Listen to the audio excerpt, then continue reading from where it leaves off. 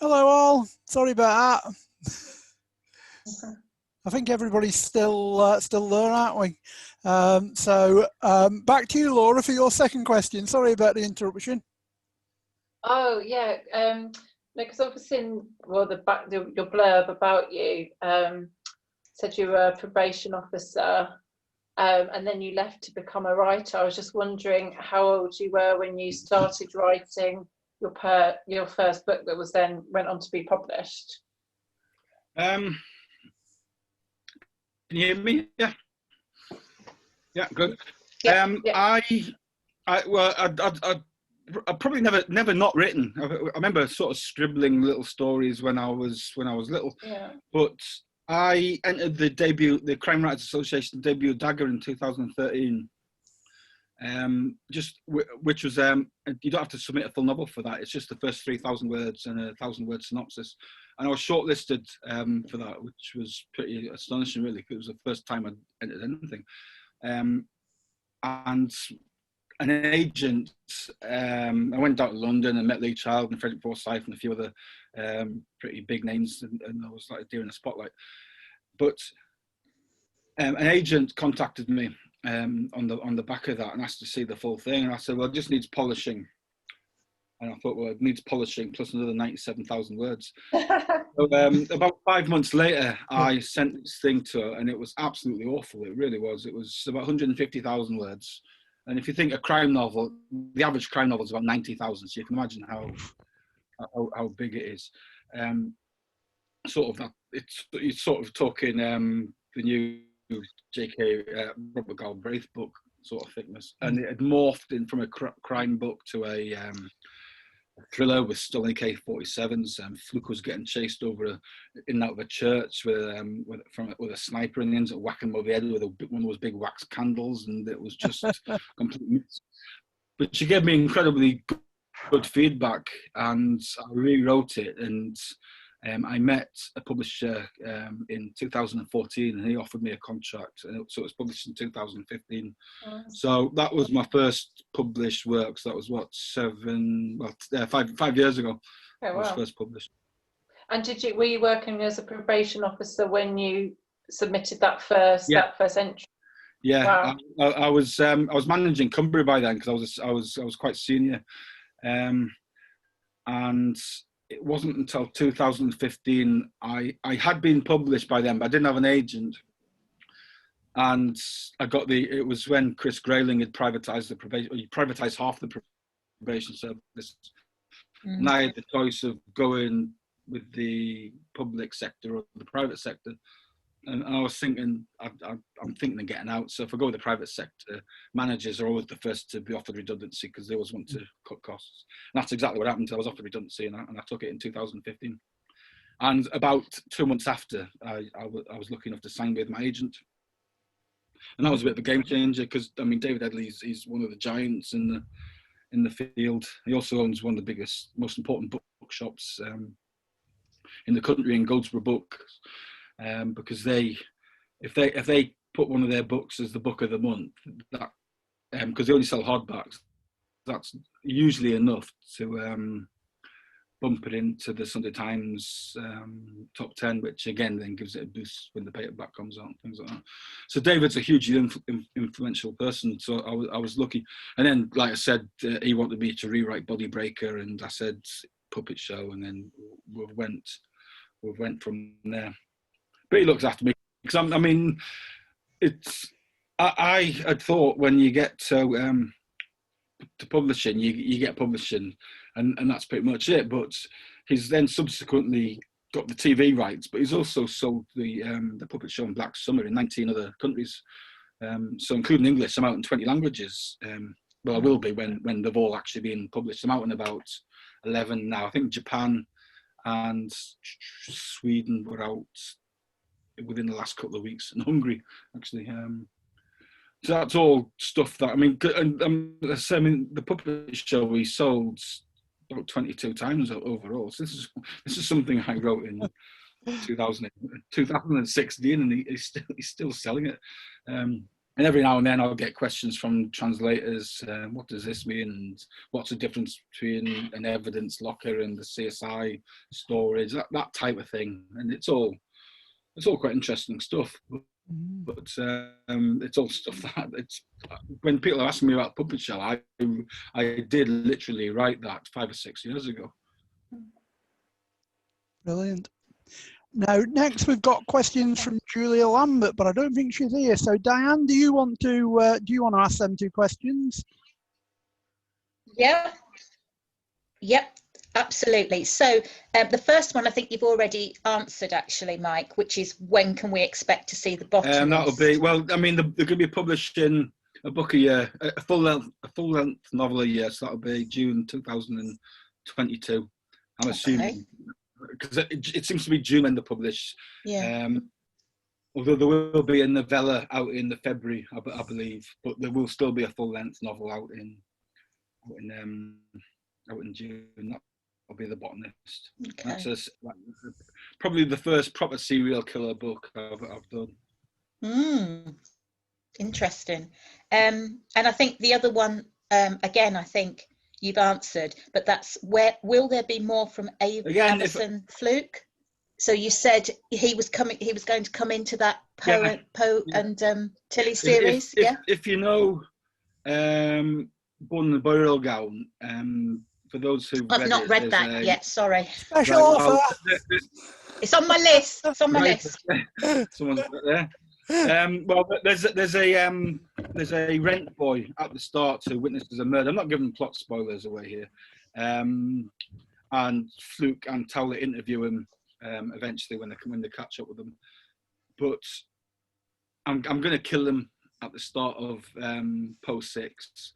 He's going to be one of the victims as a way for Poe and Fluke to finally meet, because I think it's quite good fun to have a shared universe, because the reality is Cumbria is so small population-wise that 2 cops like Poe and Fluke would know each other, or at least know each other. So I do mention Fluke in the book out next year, Dead Ground, because Poe asks who's running the organised crime in Carlisle, and Fluke's name comes up, but just in passing. So it'll be a little bit of a treat for the fans of both series. But they will actually meet in Poe 6, and I'm quite looking forward to that scene. I'm looking forward not so much to those meetings. I think they'll butt heads, but it'll be fine. I'm looking forward to Towler and Tilly meeting. I think that'll be a fun scene. Thank you. That's great. I've got a couple of questions now. So obviously you live in Cumbria, and from what I gather, although Poe spent some time down in London, I think most of your books are set in Cumbria. Do you prefer writing about places you know rather than fictional places? Yeah, I do. It's easier. It's easier for me just to describe things I know quite well, so which is why Poe lives near Shapwell's Hotel, because that's where we used to have our probation conferences, and so all the other places. The only time I'll make up something is if I'm being unpleasant about an area or a building. So for those who've read Black Summer, there's a pub called The Dog, so that doesn't exist, because although people do say it exists, it doesn't really. I mean, people say it's like the Cumberland on Butchergate, but I didn't know about the Cumberland.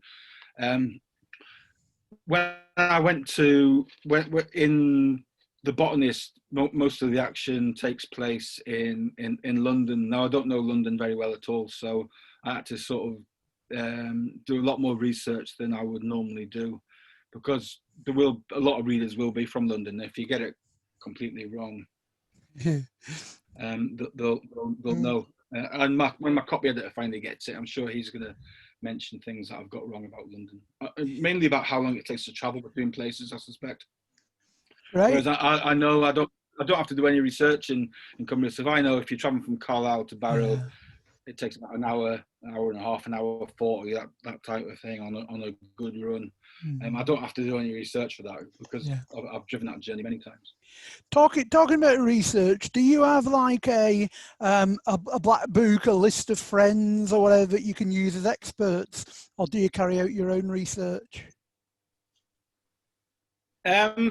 I It's funny actually. Normally, people contact me and say you've got this wrong. Feel free to refer to me if you're going to do something like that again. So I sort of collect experts as I go, correcting mistakes I've made. So there was a fireman contacted me after he read the puppet show, so I've got a fireman on tap. I've got a chemist who writes books on poisons and things, who I met at a crime writing festival, a fellow called Brian Price, and he's helped me a lot with the poisons that I use in The Botanist. I've got a computer.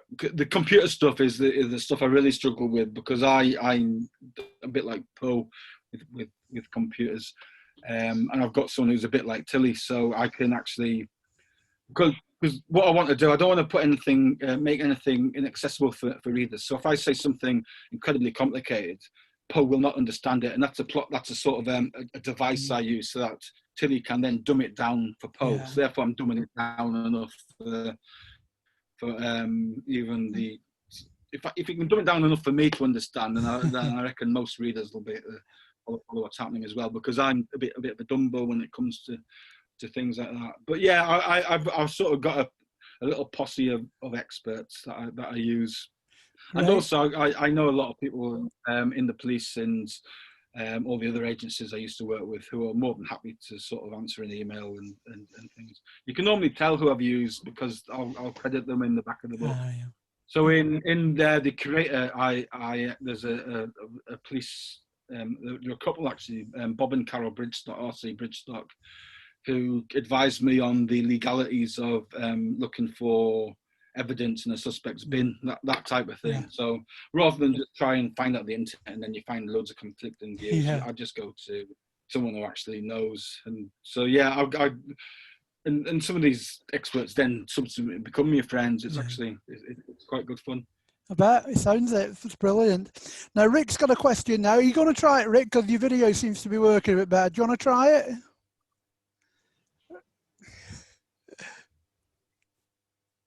Go on. Can you hear me? Yeah, go on. Yep. You try it. Right, okay. I'll go. Yeah, I was just going to, I'm looking at starting to write and looking at planning my first novel. So I was just going to ask Mike what the single biggest hit would be that he could give me. Hi, Rick. Well, my first thing would just be to do it, quite frankly, because that's the advice that's worked for me. If you haven't read Stephen King's On Writing, then that's the single most important bit of advice I was given. Until I read that book. It's an autobiography, but he gives you some solid, straightforward, no-nonsense tips. I would not have finished my first novel if I hadn't read that book. And some of it sounds common sense. The biggest bit of advice I will give, and it's in this book, is when you first just write until you get to the end. Don't go back and correct anything. Don't go back and fix your typos.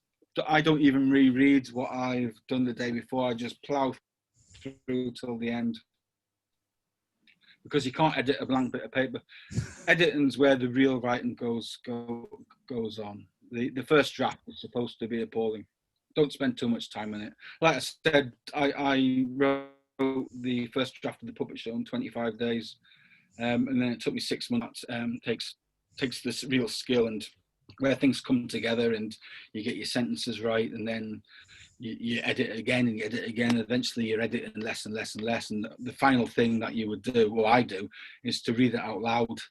And I can't do that if there's anyone in the house. I just feel too stupid, so I always wait till Joanne's out, and I sort of put my best sort of narrator's voice on, and I just plow for. And it's surprising how many times they'll pick up typos and just clunky sentences that don't really work, that look fine on paper, but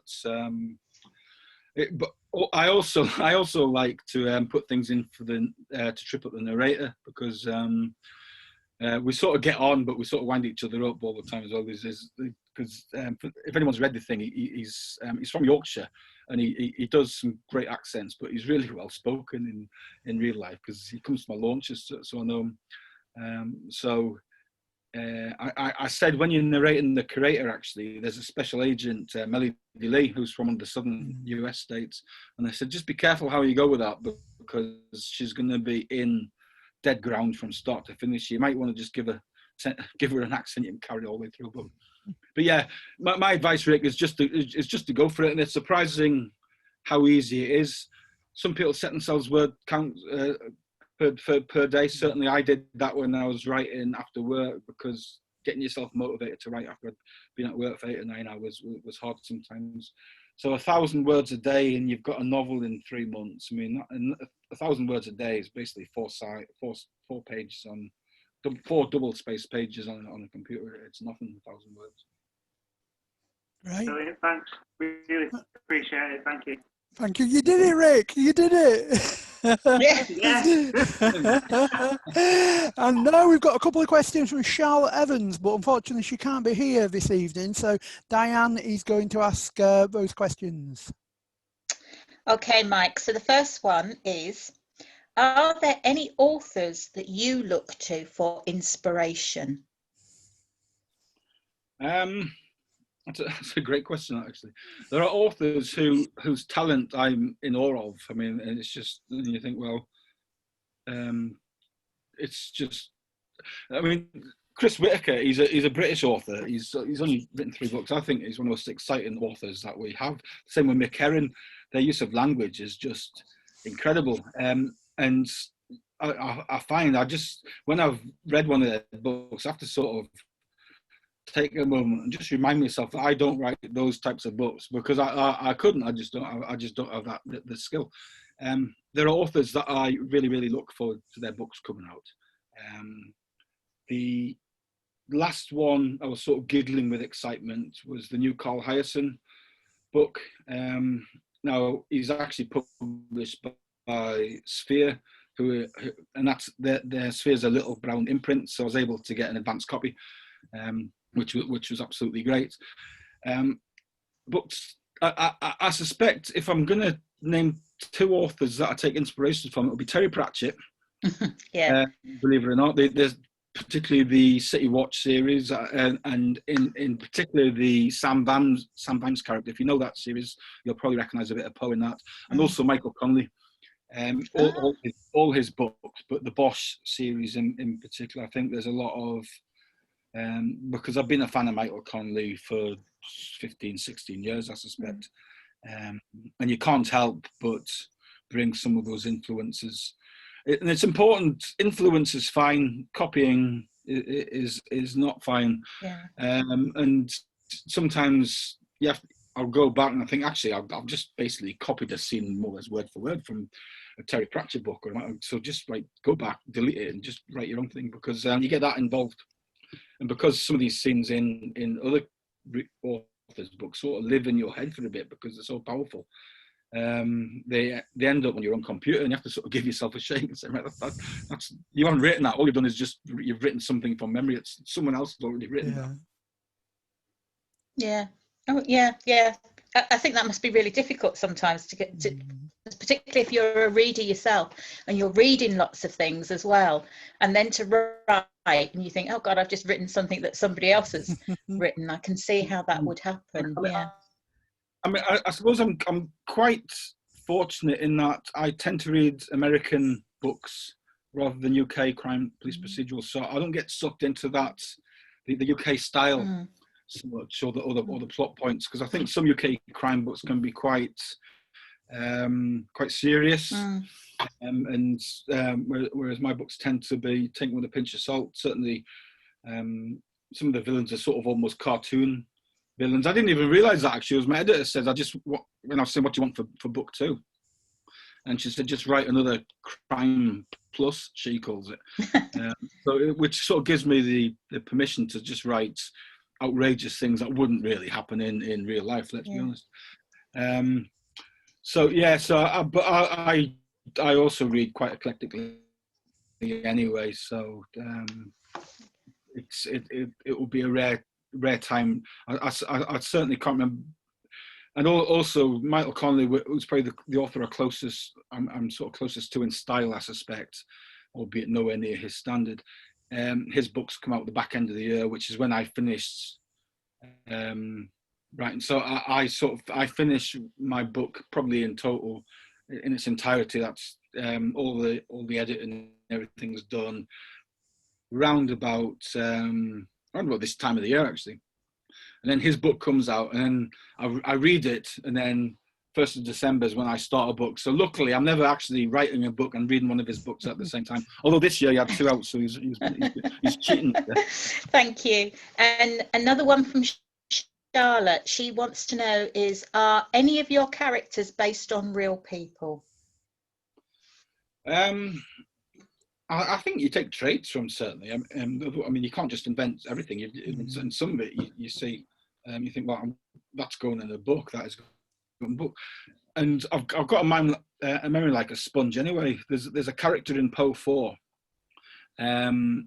called Bugger Rumble, and he's a homeless person, and he's a street entertainer. And his thing that he does to get money, he has a bit of chalk, and he puts a straight line on the pedestrianised area in Carlisle, and then he walks along it like he's on a tightrope, and he gets to the end and he bows, and then people throw money. Now, I didn't make that up. There is actually a street, well, there was, he's probably dead now, a street performer in Newcastle who would do that on Northumberland High Street, and he would put his cap on the ground.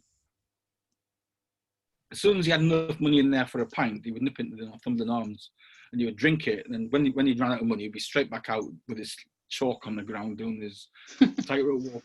So things like that, I was just like, well, and when I was writing Poe 4, I thought of that for some reason. I thought that is a really interesting character, potentially. And it's another fun scene. And I think Bugger Rumble will appear in a few more books. Great, also, thank you. Bugger Rumble, my friend dared me, and I thought, well, I'm going to do that. Love that idea. Thank you. So one from me. What I was interested in was how you keep track of your characters and their biographies and their backstories in a way. And you alluded to this when you said that nobody had picked up about, was it Poe, how young he'd been to join the police force. And I suppose when you're writing as many books as you are with all those different characters, it's how do you keep track of their timelines, their backstories? How do you not get it wrong? I would, if I didn't have a good copy of it. Right. I think that's the simple answer to that. He picks up a lot of stuff every single book. And I've got a weird thing for names, actually. I'll use the same name over and over again.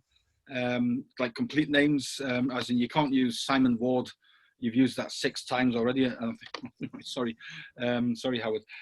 So I've got a good memory anyway, and I don't go too much into backstories other than Poe, and because that's fixed in my mind, because there was a sort of an exciting incident, I suppose, in his backstory, and at some point that will be resolved.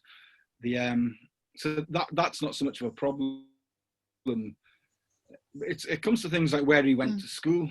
Now, I just wrote where he went to college in Poe 5, and it's entirely possible. I've already said that in one of the other books, but my copy editor has a big database, and he's got a mind quite unlike mine. So when he sees something in any of the books, he puts it on his little database, and then when he comes across something similar, as in, all right, Mike's saying he's going to Kendall College in Poe 5, and he'll type in education on this thing, and if Poe went to Carlisle College in Poe 2, for example, he'll pick me up and things. But mistakes will slip through, I'm sure. And That's really interesting. Yeah, that's really interesting. I remember Mark Billingham telling me about an argument that two of his fans had that nearly came to fisticuffs at one of the crime festivals. What colour Tom Thorne's eyes were. One fan was saying they were green, one was saying they were grey or something like that, and they were getting quite aggressive. And Mark Billingham was saying, "I've never said what colour Tom Thorne's eyes are." So you're both wrong and you're both right. So, I mean, readers will fill in the gaps a lot of the time. And I know I do. I'm also lazy when it comes to books. If I can't pronounce a character's name in a book, I'll just make up a name for myself, and that's what it is. So I'm reading the James Lee Burke Dave blah, blah, blah series now, because I don't know how the Dave Robin something Robbie Chow, whatever it is. So in my mind, it's just Dave Robbie every time he comes on the things. I can't be bothered to learn it. I did that with Wild Swans with all the Chinese names. I couldn't get my head around it and had to make up very simple names for them to remember all the different characters. Yeah. Thank you. Right, now I notice we're really getting up to the hour now, Mike, so I don't want to keep you too long. I've probably got another 7 questions, but I won't put you through all of them. Maybe we'll have you back another time, but I'll just throw it open quickly because everyone's very kindly attended. So I'll throw it open quickly if anyone's got any very quick questions for Mike. Go on, Debbie. Just unmute yourself first, Debbie. Hi. Hi. Thank you. Very quickly, Mike, I'm not saying that you're old because you're the same age as me, but just wondering, when you were a younger person, a young man, or at school, did you write then? And also, was it an ambition to always be a writer? That's such a cool question, actually, isn't it? Because I've always written. When I was in the army, not so much. I did a lot of reading when I was in the army. But when I was at school, I would write. I had a notebook, and I still got notebooks in my office actually from stuff I wrote at school. But whether it's an ambition to be a writer, it was something I sort of dreamed of, but assumed that it was completely unattainable. And I think that's to get all serious. That's the sort of the working class sort of background that I had. In that just being a writer was just something that you couldn't really do. It was for sort of posh people in London, really. I remember watching a Billy Connolly thing, one of his stand-ups, and he was on about the upper class, how they think it's all right, and he was saying that he was sitting beside someone at dinner, and he said, "What do you do?" And he said, "I'm a tobogganist." And Billy Connolly says, perhaps he misunderstood, and he thought, like, "What have you just been doing?"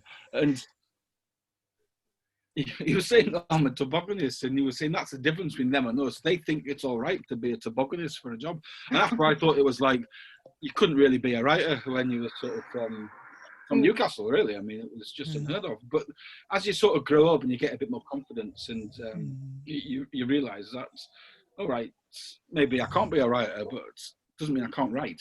And it sort of came from there. So when people like Rick say, I'm thinking of writing my first book, I say, absolutely go for it. There's absolutely no getting published these days has never been easier. There's so many decent publishers out there. There's a lot of small presses, but some ones doing really, really good. I mean, Saraband, one of the small presses, they had someone shortlisted for the Booker Prize not that long ago with his bloody project. I forgot the author's name. So yeah, I mean, I'm sort of living. I don't say living my best life because that's just such a naff thing to say, isn't it? But I'm really enjoying what I'm doing now. I really enjoy being a full-time writer because I love the process. I love sort of thinking of things. I love these little twists, and I get excited, and I sort of oh, that's such a cool thing to do. Or even just a nice. Thank you. That's great. Thanks very much for that question, Debbie, and for your great answer there, Mike. Just very, very quickly, anyone else got a quick question that they'd like to ask? No, I'll just end it with one. Yeah. Sorry, who was that? Sorry. Oh. Who just said yes? Karen, was that? Come on, Karen. Karen. Yeah. Go on. What do you mean? Sorry, was it somebody else? Claire as well, I think. But go on, Karen. No, you go on. We're running out of time. All right. I know that you are working a couple of books ahead, but have you actually got an end point where you know it's going to end, or are you just going to keep going with Poe? If I said I'm going to end it, my publisher would just say, no, you're not. At the minute, they just want more. But I mean, it's the funny thing because as you can imagine, they're quite a stat-driven business, unit costing, all that type of stuff. And year on year, the Poe series is gaining 340. It's growing 340% a year. So the ebooks for the curator has already made more money than the ebooks for the puppet show, even though the puppet show has been out 2 years longer. So things like that. So there's no way they're going to let me do it. I have threatened to kill Tilly off, but I was only joking just to see what. Lovely, thank you. You Yes, know, I'm and you're in the botanist. Have you written it yet? It's done. You're not a nice person, but I've already. I know, you told me. Thank you. And Claire's got a quick one. Yeah, go on, Claire. Just really, really quickly. I'm absolutely in love with Tilly. I think she's a fantastic character. What I picked up on massively was that a lot of the traits I've seen, she comes across as being quite autistic. Now, I've got autistic children, and I think that's where I've picked up on it. Is that something that you meant to happen, or yeah, not? I mean, this is probably the question I get asked the most. Actually, is Tilly on the spectrum? And there's two parts to this. I've not said, and I won't, because I think it's for individuals to reach their own decision on that, because if and you're probably more sensitive to this than others. The autism and Asperger's spectrum is such a wide-ranging thing huge. that a lot of people are going to be on it without even realizing that they're on. I certainly think that some of Tilly's characteristics get quite heartfelt emails, even letters that go to my agent and eventually me, for people like yourself who have got children or nephews or nieces with children that are on the spectrum. So it's something I'm very much aware of, which is why I'm quite careful never to sort of make Tilly a joke character. And in many ways, she's this sort of she's certainly the beating heart of the story, I think. And Poe and Tilly's relationship is the most important part of the series. But also, when you look at the series in a whole, she's the brave one. She's the one who's done the extraordinary things, because she's had to overcome the sort of the childhood that she's had, and this sheltering and this extraordinary intellect, which is a sort of a bit of a disability to her personal development, because she can't connect with normal people. Whether she's on the spectrum, I mean, that's entirely up to the reader. But she has grown in the book, in the series. She's a lot more confident and stuff, which possibly some people on the sort of far right of the spectrum wouldn't have that character development as readily. But certainly some people on the lower end of the spectrum, they do sort of develop and grow and learn and adapt to the sort of their way of thinking about the world, and accepting that it's not the same as everyone else, but that's fine. And so it's something I always think when I'm writing a character. Thank you. That's great. I've just got one final little last one. I was listening to an interview with an author the other day, and you were listening as well, Mike, because you kept putting some comments in the chat. Right. And it was an author, I can't remember his name now, but he got a 5-star review on Amazon. Saying about cheese recipes, and I just wondered if you got any good cheese recipes for us. I'll tell you what I've got. My sister bought me some beer snacks for my birthday, and one of the things, it was like I said, just a random selection of stuff. And one of the things were these little like cheese things, these little round cheese things, which there's some company who basically melt cheese. You know when you like cooking cheese on toast or something, and when you finish that and you clean up the grill, there's some rock hard cheese on the bottom, and it's absolutely gorgeous. Well, this company has actually got like cheese crisp, which is basically overcooked cheese. It's absolutely delicious. So that's my cheese recipe, which is basically cooked cheese. Ignore what you've actually cooked in. Just go for the bottom of the grill pan and just gnaw on that. That's my advice. I like the sound of that. I like the sound of that. That's not my advice. I'm all about Crafting Club did that. They sent them out because my wife was dipped into that. We've got the bi-monthly thing, so I've just had the payment come out of my bank actually. So someone do one. Start next month. I didn't know that because she didn't have it through that. So you must be on a different. I'm on it every month. Oh, right, okay. I'm too greedy. I don't want to miss one. That's brilliant. Anyway, Mike, thank you very, very much from everyone at Bookends, the Book Club. I have been recording this. It will be going on, hopefully, if the technology works, they will be going on YouTube tomorrow, so all the other members can watch. Rick can hopefully sort his internet connection out the next time. We heard you that time, but yeah, I really do appreciate you giving up your time, Mike, and thank you very much from all of us. No problem. Thank you. Bye. Thank you. See you all. Bye bye. Thank you. Bye. Bye bye.